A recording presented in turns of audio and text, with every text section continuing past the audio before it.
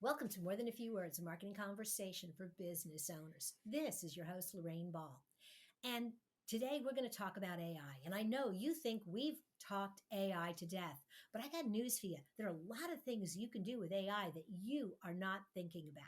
Yes, it can write your content, but it can also help you automate your workflows.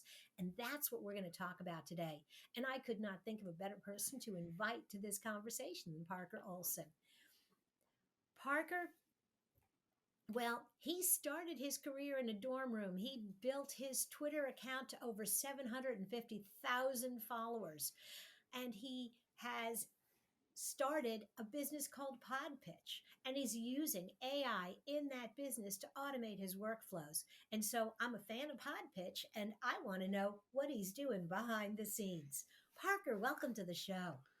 Hey, Lorraine. I'm obviously very excited to be here. Thanks for having me on the show.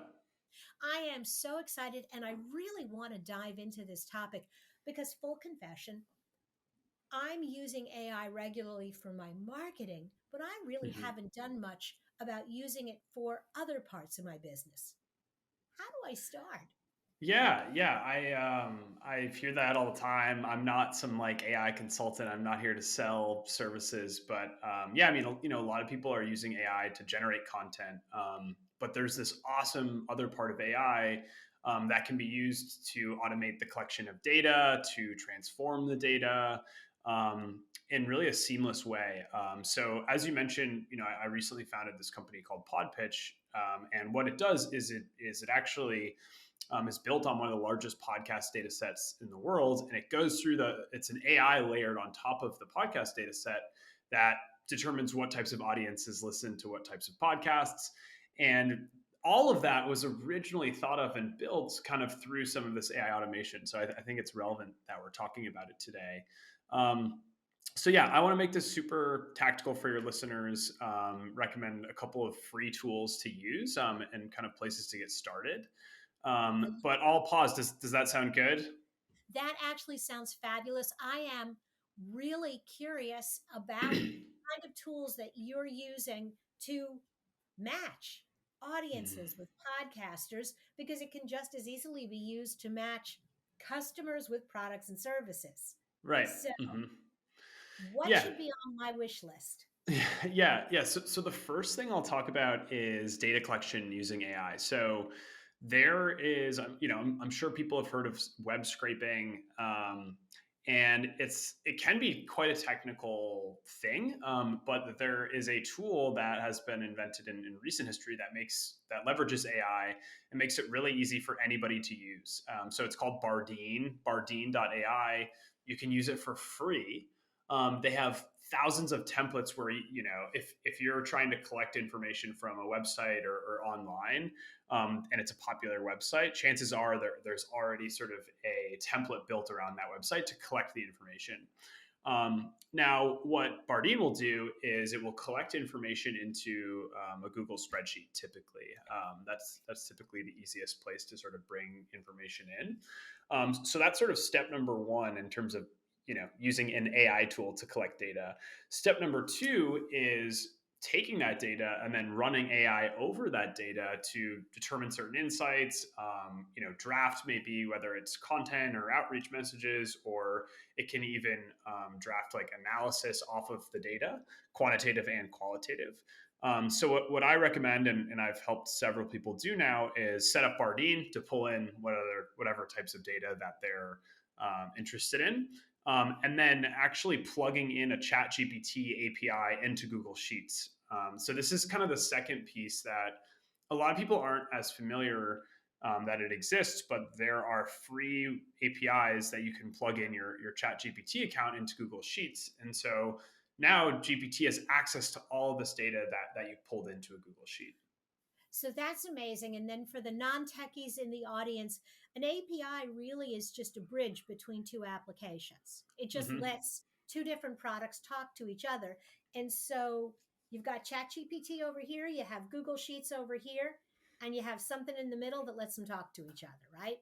Exactly. Yeah, it's really is that straightforward on some levels, and connecting them and creating that bridge is very easy. You put in a couple codes in a couple places. And then, what you can do is you can have ChatGPT analyze full data sets or rows of data, or certain types of data, and it can clean up the data, can summarize the data, it can run analysis over the data, and this can be done on a mass scale, right? So maybe you collect, I don't know. Let's use an example. Maybe you are on LinkedIn and you say, hey, fractional executives are great customers for our products. Okay, you can run this web scraper to collect all this information on all these fractional executives off of LinkedIn into a Google spreadsheet.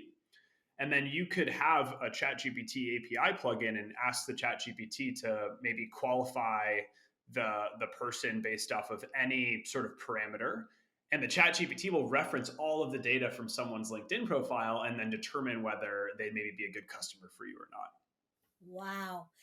You know, it is taking exactly what many of us are doing manually and turning it, turning it on its ear by doing it in real time 1,000 times faster than I could ever do it. Because that's what I do when I get on LinkedIn. I look for people that would be good Mm-hmm. connections for me. And one by one, I reach out and I actually have a personal connection. Yeah. I The still have to other, do personal connections, but I can do it yeah, I so mean, much. another thing it could do, right, is in one cell you could put a bunch of information about yourself, and you could have the chat gpt reference that cell and then all of the data about someone else, and you could say, hey, is there anything mutual between us, right? And it could zone in, maybe it's a geography, a common interest, a piece of background, a certain skill set, whatever. But you're basically putting sort of that workload on the chat gpt. So yeah, it's really awesome. There's tons of applications for it, as you can imagine. Okay, so on the one hand, I've got it collecting and analyzing data, and that's going to save me hours and hours and hours. What do I do, or are there other tools I can be using once I've analyzed the data, once I know Hmm. who I want to talk to and how I want to talk to them? Yeah, I mean, man, there's, if we continue down the path of LinkedIn, maybe let's say, I mean, there are tons of different LinkedIn automation apps as well that are also leveraging sort of AI. So, maybe a workflow automation is collecting this LinkedIn data from LinkedIn searches into a spreadsheet. Maybe you have ChatGPT determine which of these potential connections may be your best customers, and you have it draft an outreach message that you can train off of examples, and then you can use that same spreadsheet and you could plug it into maybe a tool like one that I'm familiar with is called Meet Alfred. And Meet Alfred will automatically connect with this person and it can send this outreach message that maybe ChatGPT has generated. Wow. Okay, so I'm going to have all of these hours available to me because I'm not going to be doing this. What else can I consider automating completely unrelated to everything we've already talked about that could be helpful for me and for my business? Yeah, I mean that's a good question. I'm not super intimate with your business, but I mean, are there certain, what are activities where you spend time today? I guess is what I'd ask. Well, see, I think now my business is a lot of content creation and a lot of outreach. So certainly I'm using Chat GPT to help me rewrite old articles and create Mm. content. But can I use these tools to help me identify other places to publish these articles? Mm. Can I use these resources to find websites that might be relevant for my clients?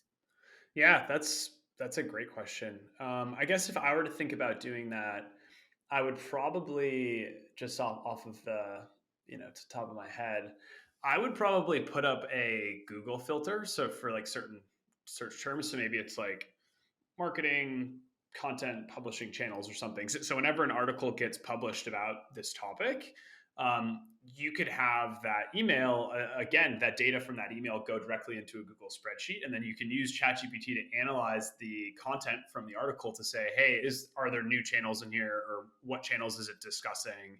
And that can happen autonomously, where it's like, okay, on Mondays I check that spreadsheet to see are there any other new channels or distribution opportunities for this content, right?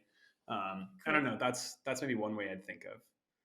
Awesome. Well, I know that the main thing that you're doing with a lot of this content right now is building out the resources in PodPitch. And so, for those of you in my audience that are podcasters, you definitely want to check out PodPitch. There'll be a link in the show notes to see if perhaps this is a tool you should be using to grow your podcast, leveraging AI. Mhm. Parker, thank you for being a part of the show. Yeah, thanks for having me on, Lorraine. It's so good to chat. This was a lot of fun, and I made a few notes. I'm going to have a lot more time next month because I'm going to put some of these into practice. I hope so. Absolutely. And if you've enjoyed today's conversation, if you'd like to find other resources for your business, be sure to check out our toolbox. Look for MTFW wherever you listen to podcasts. This has been another episode of More Than a Few Words. Thanks for listening.